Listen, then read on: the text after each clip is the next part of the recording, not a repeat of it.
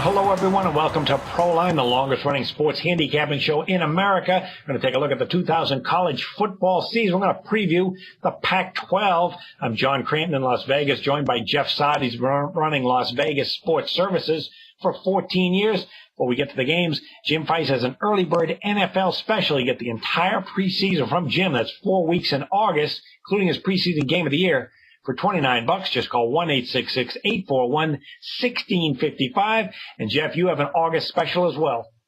Yeah, you're going to get the entire preseason, the entire month of August, for only $19. Just call LVSS at 1-866-575-8916. Last year I had 5 plays rated 20 stars or better. I won 4 of them. This year you get the entire preseason. LVSS 1-866-575-8916. Right now is the time to do it because the prices get more expensive as we get closer to the preseason. This is a good time to take advantage. 1-866-575-8916.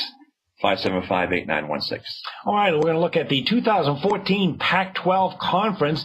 The Pac-12 North really dominated the last couple of years with Stanford and Oregon. The last 2 years, both those teams finished 8-1 and 7-2. The last 2 years, Stanford won the Pac-12 title game. They beat UCLA 2 years ago, 27-24, and then they blew out Arizona State last year as an underdog, 38-14 in the Pac-12 title games. Jeff, let's start with might as well start with the Oregon Ducks. They really look like a loaded team for this season, maybe even beyond.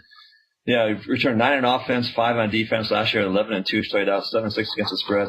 Not only a top team in the Pac-12, but the Ducks should have another chance at a national title. They're loaded on offense, starting quarterback Marcus Mariota, 31 TDs, 4 picks, over 3,600 yards, 63.5% completion rate. The entire offensive line is back. They're loaded in the backfield with junior Byron Marshall and sophomore Thomas Tyner. Each averaged 6.2 yards per carry last year. Wide receiver core were led by senior Keenan Lowe and juniors B.J. Kelly, sophomore Chance Allen.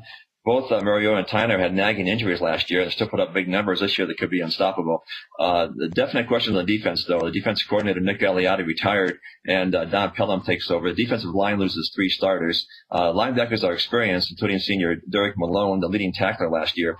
Ducks got a big break when their star cornerback, Ifo Ekpe Olamu, decided to return instead of go to the NFL. Schedule, home game versus Michigan State, sandwiched around South Dakota and Wyoming. Of course, Michigan State should be interesting. They got a great defense there with the Spartans going up against this explosive offense. Arizona, Stanford, Washington at home, UCLA on the road. Pretty favorable schedule here, John, especially when you get Michigan State can get that at home. We're looking at 11-1 and maybe even a national title here for Oregon, John. Yeah, I've been really big on Stanford the last couple of years, but I do think they're going to take a step back finally this year. They do have 4 starters returning on offense and 7 on defense. This team was 11-3 last year and 12-2 the year before, so they do have some losses for Coach David Shaw, who's done just a terrific job, and he also replaces his offensive and defensive coordinators. The offense was terrific last year, 32.3 points per game, but it was mainly running with over 207 yards rushing per game. That was 22nd in the nation. It should be a very good ground game, again, with junior quarterback Kevin Hogan, 20 touchdowns, 9 interceptions. He ran for 355 yards, second on the team. The big loss was Tyler Gaffney of the NFL. He had over 1,700 yards rushing. So the backfield is going to look towards senior running back Raymond Wright. He only had 102 yards last year, plus junior running back Barry J. Sanders. Yes, you recognize that name. That is the kid of Barry Sanders. He was a highly heralded high school prospect, only ran for 42 yards with Stanford last year, but he did have 8.4 yards per carry, so I got to believe he's going to have more carries, along with Ricky Seal, but he only ran for 34 yards, so they got some talent, but not a lot of experience. The offensive line does lose its best players. They are stocked with talent and depth, led by left tackle Andreas Priet. He's a future All-American, and Kyle Murphy is a very highly touted prospect. They actually have very good wide receivers, though they don't use them a lot. Seniors Ty Montgomery had over 900 yards, and 6'4" wide receiver Devon Kajust. The defense was the backbone of the Cardinal last year, 19 points per game. That was 10th in the nation. They have 7 starters back, but lost their key members up front, which is kind of a key blow to what was the strength of the team. And David Shaw is going to be running the defense now. He's been there, and he's been promoted to defensive coordinator. And the schedule, too, for Stanford, it's going to be a very difficult start. They're going to open with 3 home games including USC. They were favored at USC last year and lost 20-17. Then they're going to be playing at Washington, at Notre Dame, October 4th, and then the big one is November 1st, but that's on the road at Oregon. They also have a revenge game November 15th with Utah. That was a team that they were favored, but they lost at Utah last year, 27-21. So there's some tough road games here at Arizona State, at UCLA, at Oregon. In fact, Stanford plays 6 of its final 9 games on the road, so I like the overall talent, but there is some rebuilding, and the schedule is not very good, so they may take a little bit of a step back here in the Pac-12. All right, Jeff, how about the new-look Washington Huskies for 2014? Well, of course, new coach here, Chris Peterson from Boise State. Last year, the Huskies were 9-4, 7-6 against the spread. They returned 6 on offense, 6 on defense. Quarterback Siler Maros is a likely starter. He was suspended in the spring due to some legal issues, but he was reinstated in mid-May.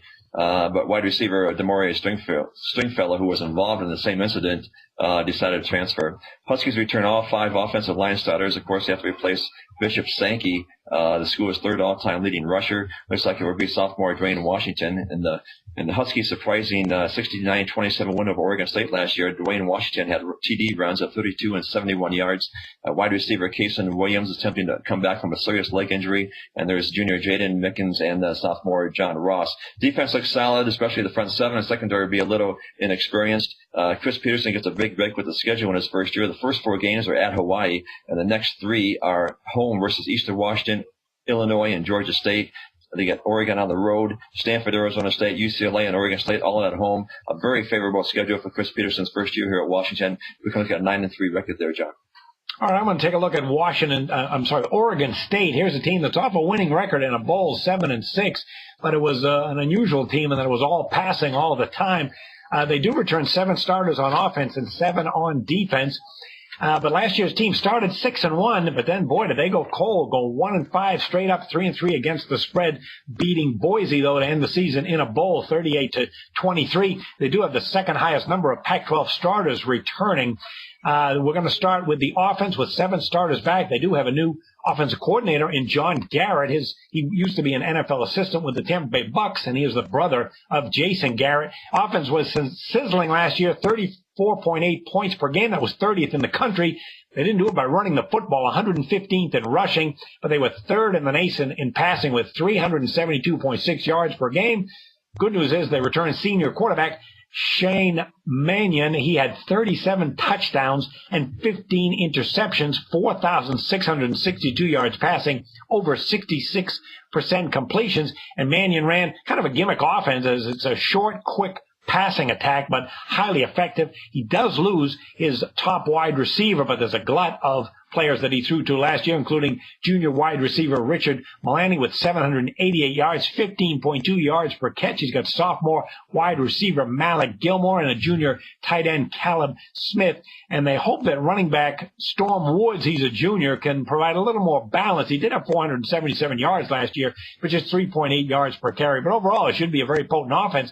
But the defense, boy, they were awful, 31.4 points per game.